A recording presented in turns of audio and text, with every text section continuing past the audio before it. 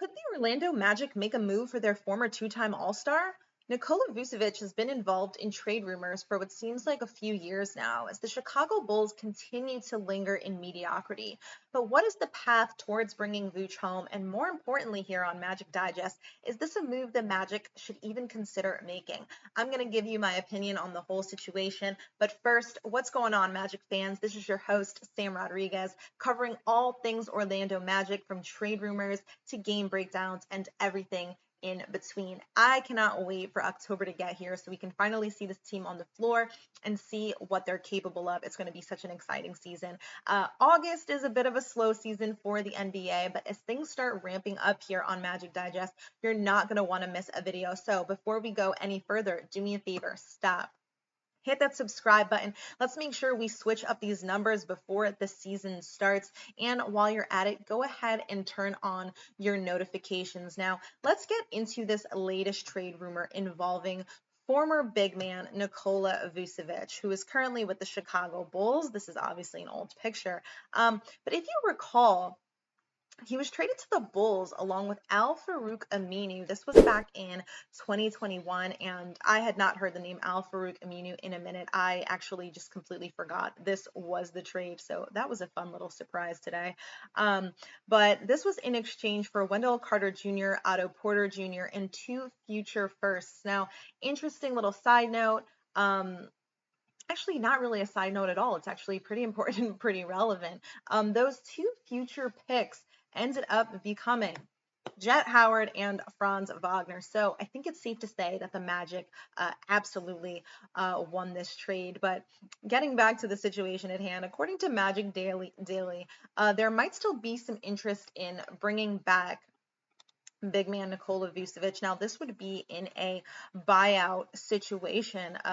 These rumors have been circulating since before free agency began, but then obviously the Magic made that massive trade for Desmond Bane.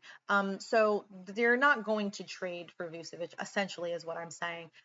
He is currently on the last year of his contract, making $21 million. So it's a good contract to pick up because they'll obviously get off the money at the end of the season. But the only way this works in a trade is with Jonathan Isaac. Now, I don't know if you heard, but Jonathan Isaac recently just bought a luxury home over there in Winter Park. So it seems like he's here to stay. And this graphic up here was just me messing around with the trade generator, trying to get the money to work.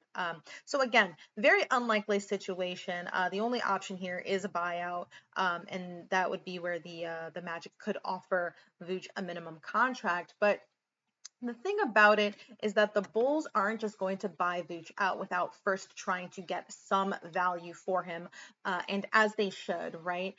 There's a great quote that was reported on by Sean Duvaney of Athlon Sports regarding the Bulls ownership. An anonymous NBA executive said, quote, "They're not looking to buy Vooch out. If there's one thing that has been consistent about Jerry Reinsdorf over 40 years, and he is the same way with the White Sox, it is that he does not pay players or coaches to not play or coach for him."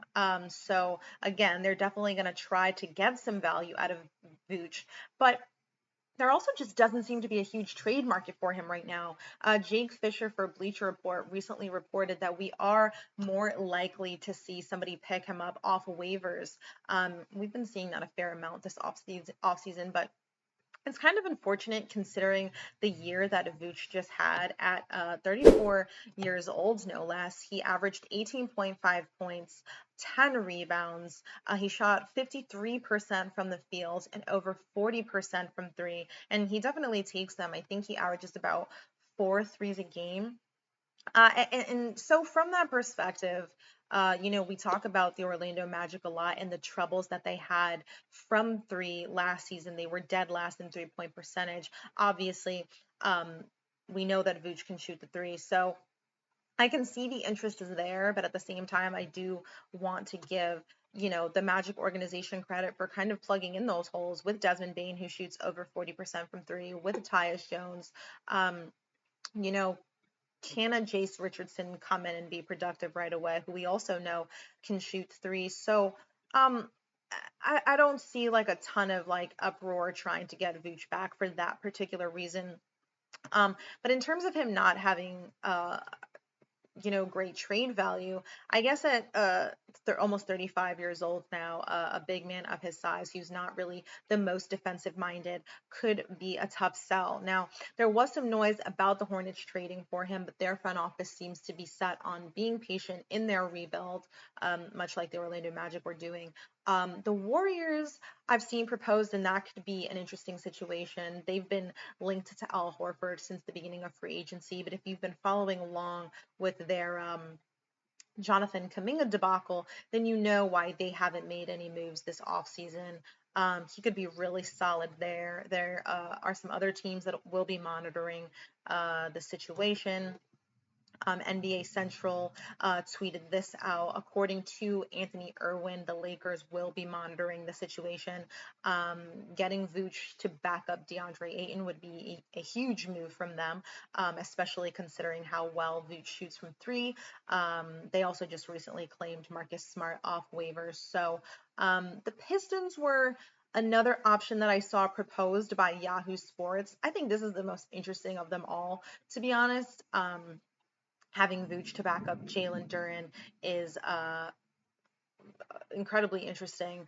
And they could use another three-point shooter as well. I know they picked up Duncan Robinson after losing Tim Hardaway, but as we know in this league, it definitely doesn't hurt to have another three-point shooter on your team. But I guess to kind of sum up my thoughts on his place on the Magic, I don't think there's any need to make any significant movement to acquire him. It's also difficult, as we've already seen. But let's just see how the season goes, right? With the new team, the new dynamic, the addition of those three-point shooters, like I mentioned, Desmond Bane, Tyus Jones, not to mention having a fully healthy team. We'll obviously have more three-point production from everybody else as well. Plus, by getting Vooch, you probably have to come up off one of your centers, right? With Vooch, you would have Wendell, Goga, Mo, and Vooch on the team playing center. And in that situation, it would probably be Wendell that you would get rid of. You can see how much Wendell is making over the next few years, and we know that the Magic are going to be paying a lot of money to their players over the next few seasons, and flirting with those first and second aprons. That is a whole other financial situation that I still have to unwrap. But again, I don't really know how likely this is, and Mark Stein doesn't seem to be too bought into the fact that there is no trade market for him, especially given his production, as we just saw. And while Jake Fisher reports that there's not a lot of interest in a Vooch trade, I think this is just very much a wait and see situation, right? Jake Fisher said this as well. Let's see how the market shakes out. Let's see how injuries play a role in this season. If it does end up being a buyout situation, Vooch is going to have a lot more control over where he goes. He's obviously going to want to go to a contender, which I believe the Magic will be. The Pistons will be up there as well. But let's kind of see what teams have what to offer. There's a lot that goes into that. So I think it's an interesting situation for the Magic to keep their eye on. I think it's a great story, obviously, having him return and playing for his former team. But I don't think there's anything quite solid enough to go off here quite yet. It's very much a wait and see situation, which is exactly what the Magic are going to do. And they're very calculated. So we'll keep our eyes on the situation as well over here on Magic Digest, and make sure that you are subscribed. Like I said, you're not going to want to miss a moment of this upcoming season for the Orlando Magic. And that is my cue. I will see you guys next time.